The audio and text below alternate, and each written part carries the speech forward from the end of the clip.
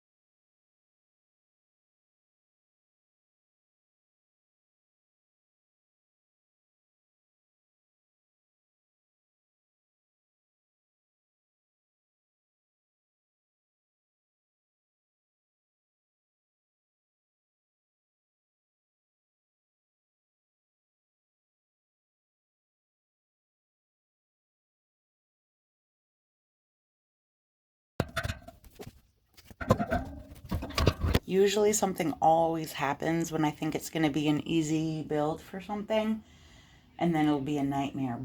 But this actually wasn't too bad at all. So I'm probably going to put it in the... I haven't thought about it yet. I gotta find some place to put it. Maybe up against the wall over there. I'm thinking of putting my printer over there as well. Just running out of room. And the shelving actually came with an extra set, and I was one set down from my other shelf, so even better. I found a piece that I was missing.